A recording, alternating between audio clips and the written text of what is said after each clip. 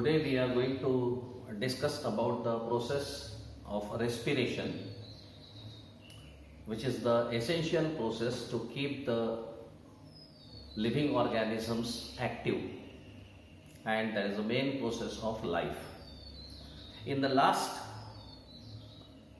chapter we have seen that the nutrition means intake of food material. In the process of nutrition or digestion, what we do, there is an intake of food material. We eat food, and this food which we eat, that contains energy, and that energy is in the form of potential energy or chemical energy. But that potential energy or chemical energy cannot be used by the body for the activities. So it is to be converted into usable form. And to convert this into usable form, there is one process, that is respiration. And in a respiration, what we do, we break down the food material. The oxidation of this food material takes place. The food burns, because whatever material gives energy, for example, if you take the case of a wood, we will have to burn the wood. If you take the case of a paper, we will have to burn the paper. And for burning, we need oxygen. Oxygen helps burning. So, for the combustion of this food material which we eat, to burn this food material, what we need oxygen.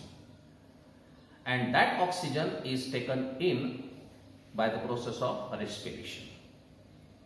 By respiration, what we do, we take in oxygen. With that oxygen, the food material burns. After burning, the gas which is given out, that is carbon dioxide, is released out. So there is an inhalation of oxygen and exhalation of carbon dioxide. So respiration is the oxidation process. And if we see this process, respiration, in this, the food material which we eat, that food material is, the food material which is used in the process of respiration is glucose. In plants, the food material is stored in the form of starch, and in animals, the food material is stored in the form of glycogen. So what happens in respiration? Respiration, here the glucose, that is C6H12O6, it combines with oxygen. When oxygen burns, the hydrogen is released, because whatever energy carried into the glucose is with this hydrogen. There is a formation of 6 molecules of water and this carbon and oxygen. When the hydrogen is removed, then there is a formation of CO2, and whatever energy present in the glucose is released. So it is the oxidation process. Oxidation process. What is oxidation? Removal of hydrogen. Removal of hydrogen is oxidation. So in respiration, what happens? This hydrogen is removed. This hydrogen then combines with oxygen. Then there is a formation of water and carbon dioxide with the release of energy. Now this respiration is of two types. One is an aerobic respiration, and second type is an anaerobic respiration. Those organisms which respire aerobically, they are called aerobes. And this respiration is in presence of oxygen. And anaerobic respiration, the organisms are called anaerobes. And this is in absence of oxygen. So respiration that takes place in presence of oxygen is called aerobic respiration, and that takes place in absence of oxygen is called anaerobic respiration. Aerobic respiration is found in all plants and animals, while this is in yeast. The yeast, they bring about the breakdown of glucose and there is a formation of alcohol. And this process, anaerobic respiration, is also called fermentation. This is called fermentation. Anaerobic respiration is also called fermentation because here oxygen is not used. It is anaerobic respiration. In both the cases, the substrate is glucose. What is substrate? Substrate is a source of energy. Substrate means the source of energy. So in both the cases, substrate is glucose. So this is aerobic respiration. Again, we will see this is aerobic respiration, C6H12O6. It combines with oxygen, aerobic. There is a removal of hydrogen. There is a formation of water because this oxygen will combine with this and 6CO2 with the release of energy, that is 686 kilocalories. 686 kilocalories energy is released in aerobic respiration because the energy need of higher organisms, higher plants and animals is more. So that's why the aerobic respiration takes place, and the aerobic respiration takes place in eukaryotes. And eukaryotes, they contain mitochondria for that. Because aerobic respiration needs mitochondria, and that's why we call mitochondria as a powerhouses of cell. The second type of respiration, this is aerobic respiration. Here there is a removal of hydrogen, and finally this hydrogen combines with this oxygen. That means the oxidation takes place twice. Removal of hydrogen is also oxidation, and addition of oxygen is also oxidation. So oxidation takes place twice here. Once when there is a removal of hydrogen, and finally when oxygen combines with hydrogen. Removal of hydrogen is oxidation, addition of oxygen is oxidation. That's why aerobic respiration is called complete oxidation. It's a complete oxidation, and the complete full glucose molecule is broken down into water and carbon dioxide. So this gas is taken in and this is given out with the release of 686 kilocalories energy.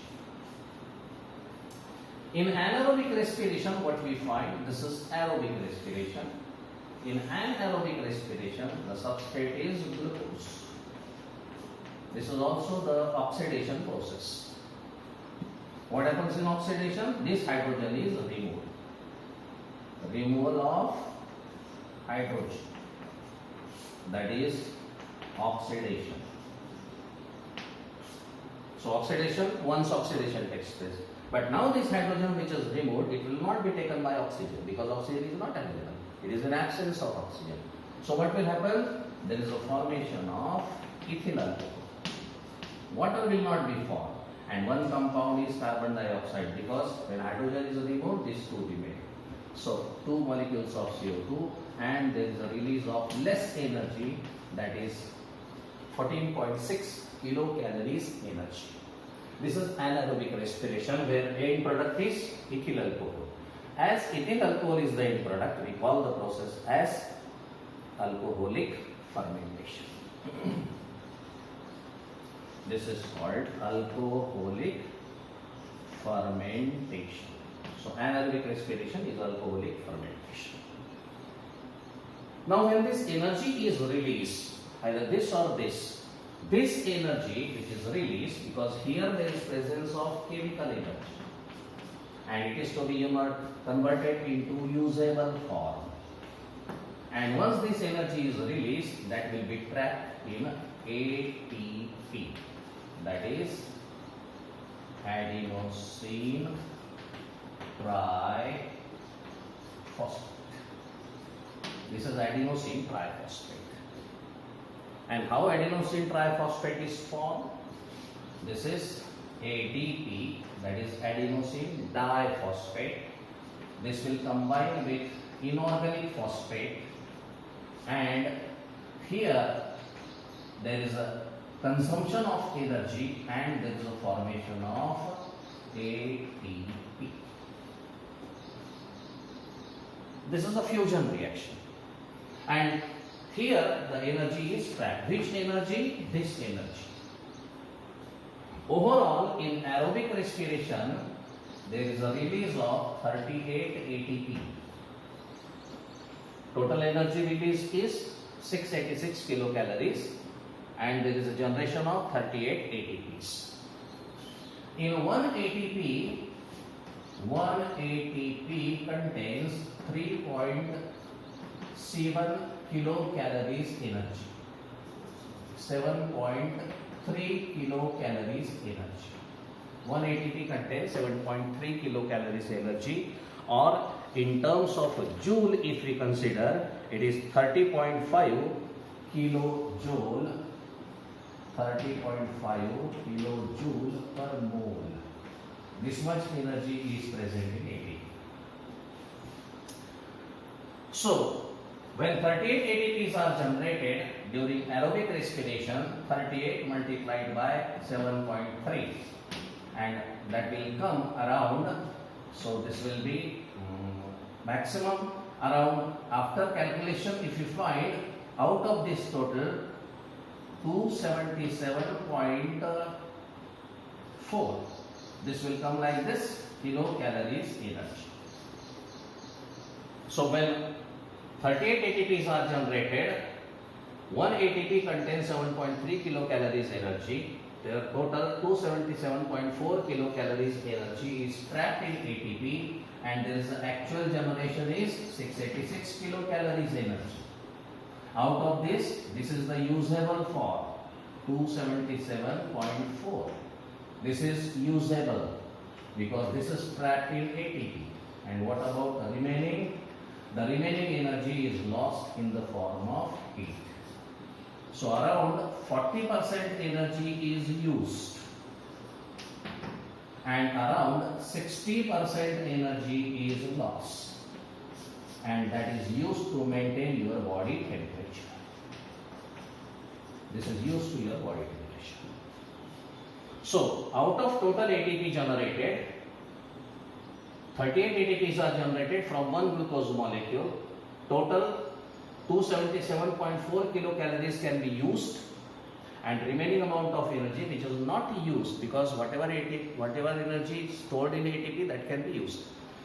The energy which is not trapped in ATP we cannot use, because body can utilize energy in the form of ATP, because we say the ATP is the energy currency. It is called energy currency. ATP is called energy currency.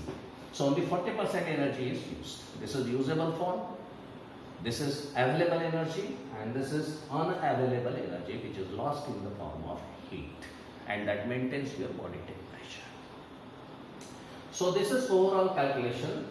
One ATP contains 7.3. That means when one ATP is synthesized, here 7.3 kilocalories energy is trapped.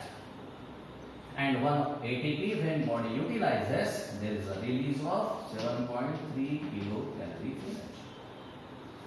When one ATP is used by you, if I move my hand this way, and if I am using one ATP, that means I am consuming 7.3 kilocalories energy.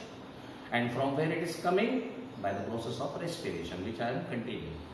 Because I have taken the food material, I am respiring, that oxygen is combining with the glucose, there is a combustion of glucose, and the energy is released. That energy is trapped in ATP, and those ATPs I am using while writing, while walking, while playing, while dancing, when we perform any activities, we need energy, and that energy is coming from the food material which you have eaten, and that food contains chemical energy which is converted into usable form and trapped in a ATP.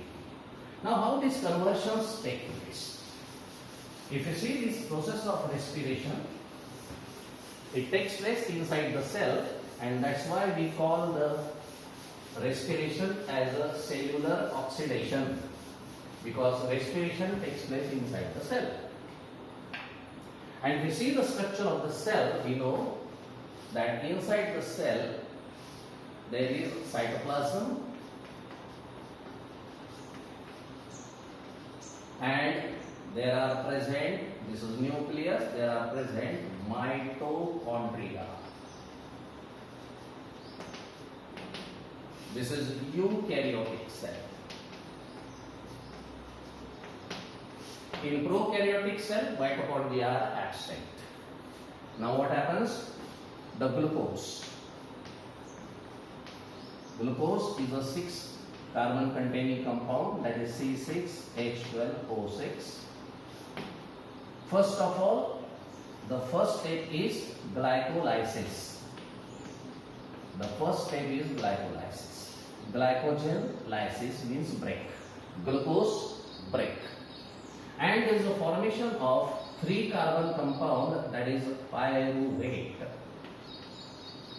Pyruvate is formed, which is a 3 carbon compound.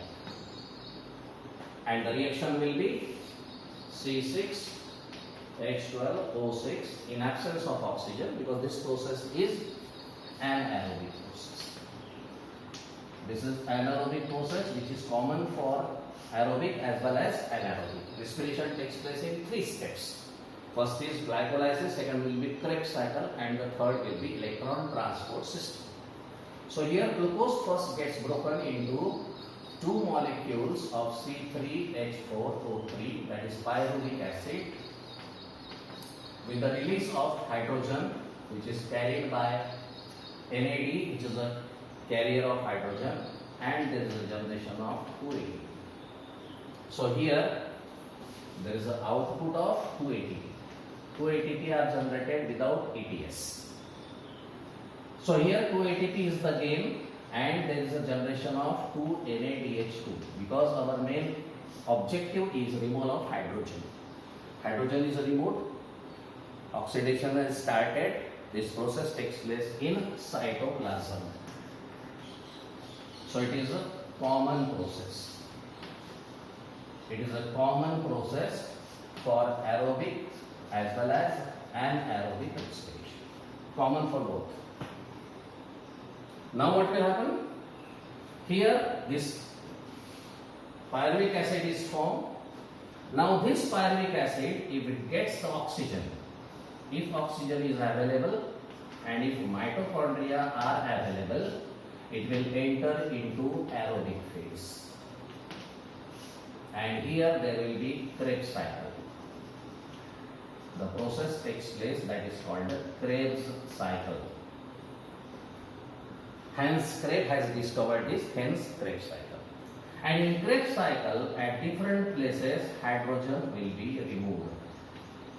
Hydrogen is given out at different steps, along with removal of 3 molecules of carbon dioxide, and whatever hydrogen will be released, that will be passed to ETS, electron transport system. And finally, there is a release of 36 ATPs.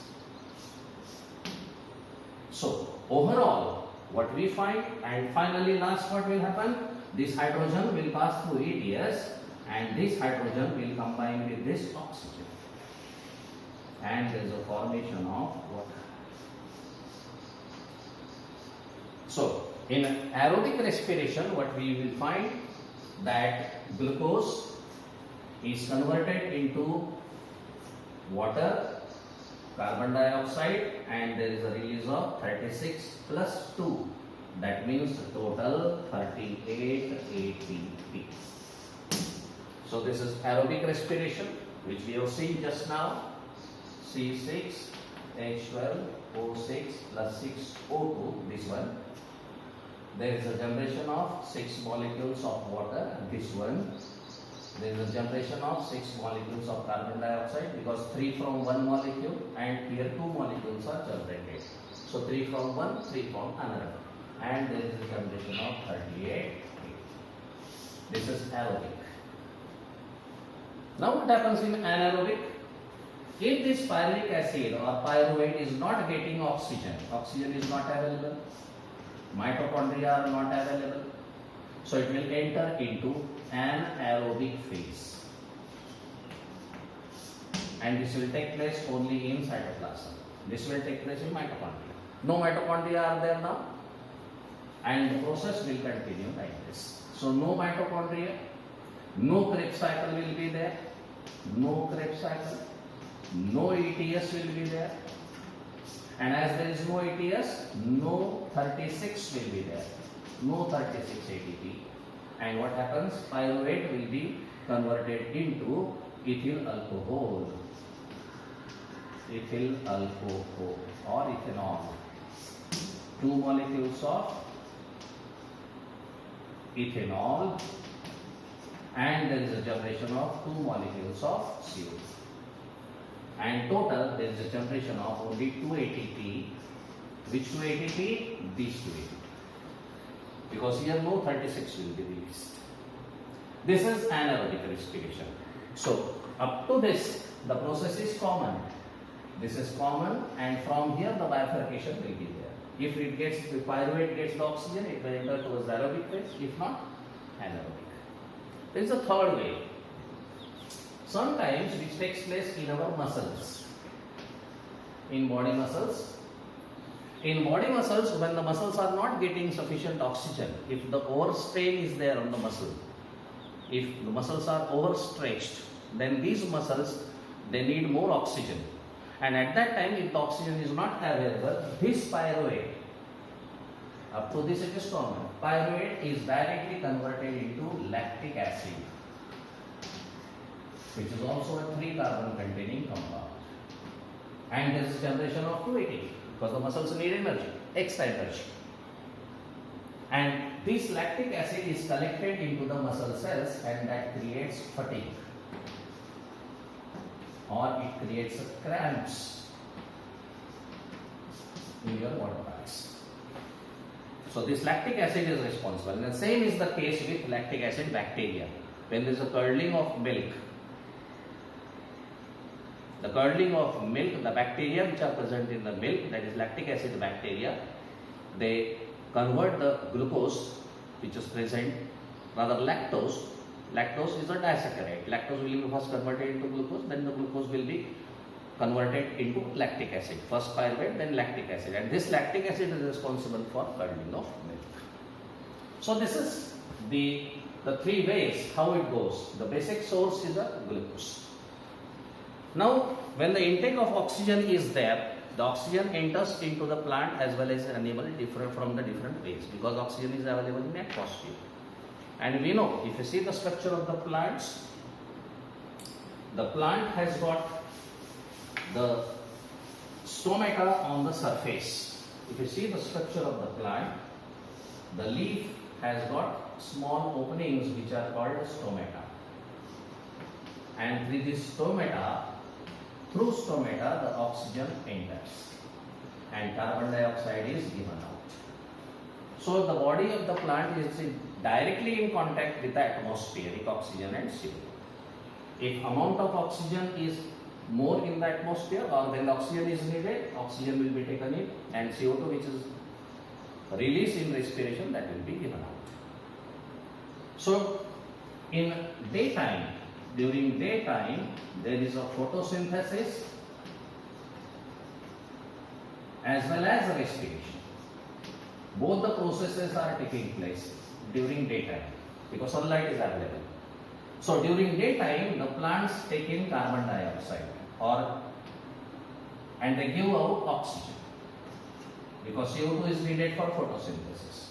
And during respiration, when oxygen is taken in and CO2 is given out, this CO2 which is given out is again utilized by the plant for photosynthesis. So during daytime, plants, they do not give out carbon dioxide because same carbon dioxide is used again. Moreover, there is a release of more oxygen during daytime. But at night what happens? at night, photosynthesis is not available. Only respiration is continued. So in respiration at night, there is only intake of oxygen. Only intake will be there. And there is a release of CO2. So at night, around the plant, the carbon dioxide is more. And when the next day comes, as soon as the sunlight comes, all the oxygen which is taken in, all the carbon dioxide which is released during the night, that whole carbon dioxide is taken in by the plant and oxygen is released rapidly. So in the morning hours, around the plants, the amount of oxygen is more. While in animals, what happens? There are different ways to take in oxygen. We are taking in oxygen from our nostrils. And from nostril, the oxygen will enter, it will go to your lungs. Inside the lungs, there are alveoli, exchange surfaces, and here the exchange of oxygen and carbon dioxide will occur. And how the oxygen is taken in from atmosphere and goes through lungs, that is called breathing, that we shall see in the next video. Thank you.